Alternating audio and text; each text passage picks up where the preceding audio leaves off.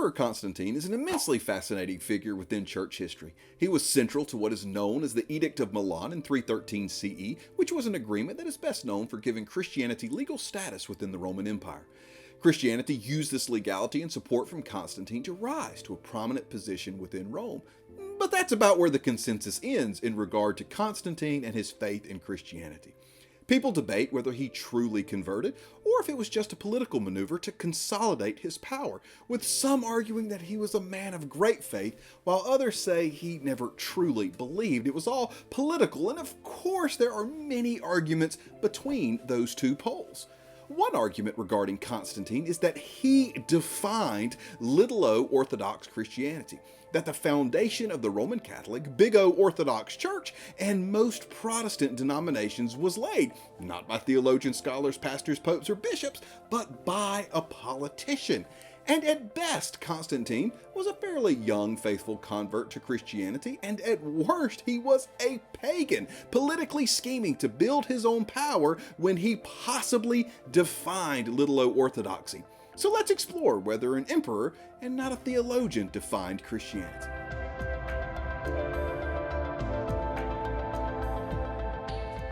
Welcome, explorers, and this will be a three-part mini-series, and in this video, part 1, we will look at the evidence in favor of Emperor Constantine laying the foundation for little o orthodoxy. And in part 2 and 3, we will look at the pre- and post-Council of Nicaea negative evidence arguing that Constantine did not. So let's dive in. One of the biggest questions, and I would argue the biggest question, that the early church had to answer was, who was Jesus? Christianity is a religion centered on this first century Palestinian Jewish rabbi who was a miracle worker and was crucified by the Romans. Yet, who was that robed man? Was he just a man? If so, how did he do all these miracles? Was he the Jewish Messiah or something else? Was he a spiritual being with power? Was he an angel? Was he God? If so, how could God fit into a body? Was his body real? Could Jesus sin? How did his crucifixion bring salvation? Should we worship Jesus or just the God he taught about? What is Jesus' relationship with the Father? Are they the same, different, equals, subordinate? How old is Jesus? 33 years and counting? Eternal? Somewhere in between? Was Jesus created? What does the word begotten even mean? I mean, there was a lot to it. And defining Jesus was an enormous task, not only in importance, but also in its scope for Christianity. And there are multiple theological systems put forth to define Jesus in the first 4 centuries of the church. There are Ebionism, Docetism, Gnosticism, dynamic monarchianism, modalistic monarchianism, Apollinarianism, and what becomes little o orthodoxy, just to name a few. And in the late 3rd and early 4th century, a church elder named Arius put forth his theology of Jesus known as Arianism. Arianism is a broad system regarding Jesus, but for this video, there are 2 points that you must know. First, Arianism teaches that Jesus was created. Jesus is not the eternal God, nor a part of the eternal God. And second, Jesus is the Son, and he is subordinate or lesser than God the Father. And by the early 4th century, Arianism had a major impact on the church. It had many supporters, and it also had many who believed it to be heresy. And with such a divisive issue, Constantine calls the First Ecumenical Council to be held in Nicaea to decide the issues. Church leaders have met here and there to decide issues, but the Council of Nicaea is the first empire-wide call for church leaders and bishops to gather together to define Christianity. And there are various reported numbers, but between 250 and 320 leaders attended, and it was and is a big deal. Again, historians are divided on the issue. Some argue Constantine genuinely wanted to know the truth because of his faith, while others say the politician just doesn't want division in the religion that supports him as emperor. And bishops and church leaders from across the Roman Empire come to Nicaea to define Jesus. And the Council of Nicaea does other stuff too, but it really gathered to define Jesus and to specifically address Arianism and whether it is true or heresy. Arianism had a catchphrase about Jesus, which was, "There was a time when he was not," meaning Jesus is not the eternal God or a part of the eternal God. Jesus was the firstborn of creation. He was a created being. Now, this council meets across months in the summer to early fall in 325 CE. The major debate week after week after week after week regard Arianism. Was Jesus created? Is Jesus God? Is Jesus eternal? What is the Son of God's relationship to the Father? Subordinates? Equals? I imagine the council was a Bible nerd's dream, but a political emperor's nightmare. They debated and argued across months. And that brings us to Eusebius of Caesarea. Eusebius's writings do have scholarly debate over their accuracy, but we are going to take Eusebius at face value here because we are looking at the positive evidence in this video. And after the Council of Nicaea, Eusebius of Caesarea writes a letter called Letter on the Council of Nicaea, or Eusebius's Letter to Caesarea, to address the Nicene Creed with his see.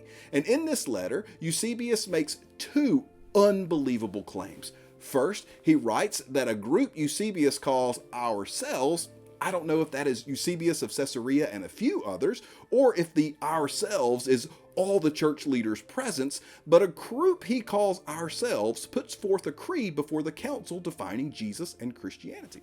There'll be a link below to this letter so you can read this proposal. It is virtually identical to the actual Nicene Creed put out by this council, but the Nicene Creed has one addition. And here is how Eusebius argues this addition was placed into the actual Nicene Creed. Eusebius of Caesarea writes, Emperor Constantine himself states the creed put forth by Eusebius and whoever else is in that ourselves group is completely true and orthodox, but Constantine does not end by just affirming their creed. Emperor Constantine himself states to the council as a whole that a single Greek word, homoousios, should be added to the creed referring to Jesus. Homoousios means of the same substance. The term homoousios is used as a technical term in Gnosticism before the Council of Nicaea, but this is one of the earliest uses of homoousios in Little O Orthodoxy, and it is the most significant use of this term. And according to Eusebius of Caesarea, it was Constantine who suggested that the council add that Jesus is the same substance as God the Father. Then Constantine urged the council to confirm the addition of homoousios as official Little O Orthodox teaching. Eusebius, in his letter regarding the Council of Nicaea, makes it sound as if those in attendance had little recourse but to agree to the all-powerful emperor and use the term homoousios. Jesus is the same substance as the Father. Although in his church history, Eusebius records these 5 names as people who did not accept homoousios, but the Nicene Creed with the addition that Jesus is of the same substance as God the Father was overwhelmingly affirmed. And I cannot think of any single term that has shaped Little O Orthodoxy more than homoousios. Jesus is of the same substance as God. The influence of this word just can't really be overstated. Just pick a foundational doctrine of Little O Orthodoxy and you are likely to find the fingerprints of homoousios. Jesus is the same substance as God. Let's pick a few. The deity of Jesus, affirmed because he is of the same substance as God. The doctrine of the incarnation is described as it is because Jesus is the same substance as God. The dual natures of Jesus, affirmed because he is of the same substance as God. The doctrine of the Trinity affirms Jesus' place in the Godhead and his co-equality with the Father and Spirit. Why? Because he is the same substance as God. And many doctrines of the atonement affirm Jesus' sacrifice on the cross works because his sacrifice is perfect, mainly because he is sinless God, which again is built upon Jesus being the same substance as God. The deity of Jesus, the doctrine of the incarnation, the dual natures of Christ, the Trinity, and many views of the atonement can find their foundation on the single Greek word homoousios. Jesus is the same substance as God the Father. So the positive argument goes like this. Eusebius of Caesarea reveals that the Nicene Creed was worked out, and then Emperor Constantine speaks up and requests the addition of the Greek word homoousios to refer to Jesus. This addition by Constantine teaches that Jesus is of the same substance as the Father.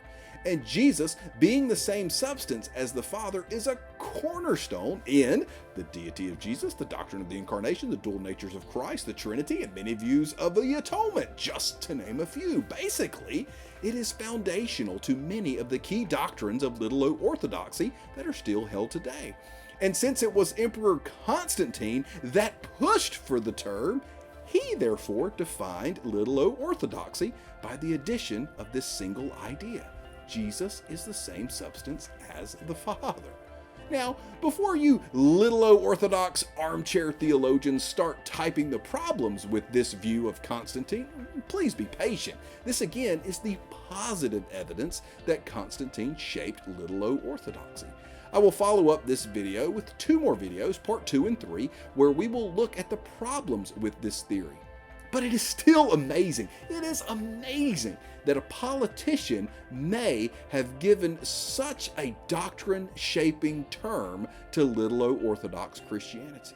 And as always, thank you so much for watching. And as always, my bibliography is in the description below. Be blessed.